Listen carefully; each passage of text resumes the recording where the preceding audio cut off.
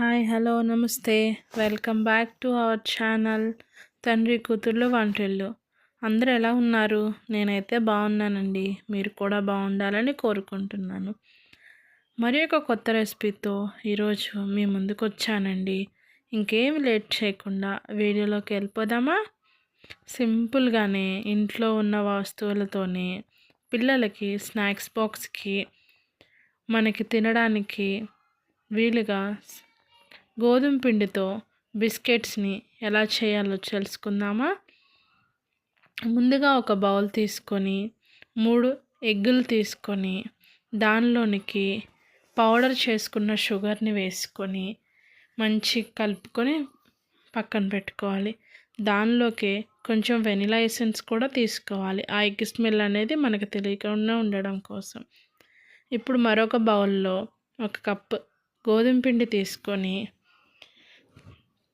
ఎగ్గును కూడా కలుపుకొని మిశ్రమాన్ని మనం కొంచెం గోధుమ పిండి తీసుకొని కొంచెం కొంచెంగా వేసుకుంటూ మనం పూరీకి ఎలా కలుపుకుంటామో డౌని అలా ప్రిపేర్ చేసుకొని పెట్టుకోవాలి. లాస్ట్లో దాంట్లోనికి 3 టీ స్పూన్ల నెయ్యి కూడా వేసుకొని మంచిగా మెత్తగా కలుపుకొని డవ్ ప్రిపేర్ చేసుకోవాలి. ఇప్పుడు ప్రిపేర్ చేసుకున్న డవ్ని మెత్తగా కలుపుకుంటూ దాన్ని 2 సమాన భాగాలుగా తీసుకోవాలి. ఇప్పుడు వాటిని ఒత్తుకుంటూ కొంచెం మందంగా పాముకోవాలి. పూరి ఎలా పాముకుంటామో అలా పాముకొని కొంచెం మందంగా ఉండేలాగా చూసుకొని ఇప్పుడు దానికి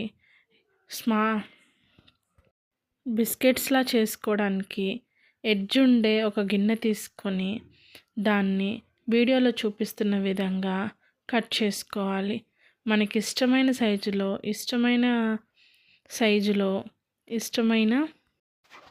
మనకి నచ్చిన షేప్లో కట్ చేసుకుంటూ వాటిని ఒక గిన్నెలోనికి తీసుకుంటూ ఉండాలి.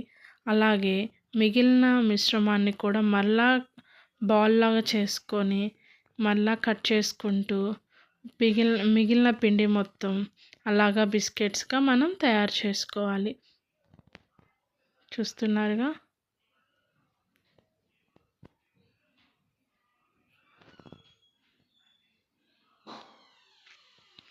ఇప్పుడు స్టవ్ వెలిగించుకొని బాండీ పెట్టుకొని ఆయిల్ కూడా వేసి ఆయిల్ మరిగాక మనం ఒక్కొక్కటిగా దానిలో మనం వదులుకోవాలి. ఆయిల్ని మీడియం ఫ్లేమ్ మీద లేదా లో ఫ్లేమ్ మీద ఉంచుకుంటూ మనం కాల్చుకోవాలి. హై ఫ్లేమ్లో పెట్టుకున్నామంటే బిస్కెట్స్ మంచిగా రావు. చూస్తున్నారుగా ఎలాగా. వీడియోలో చూపిస్తున్న విధంగా లో ఫ్లేమ్లో ఉంచుకొని 2 వైపులా టర్న్ చేసుకుంటూ మిగిలినవి కూడా వేసుకోవాలి. చూసారుగా ఎంతో మంచి కలర్లో వచ్చి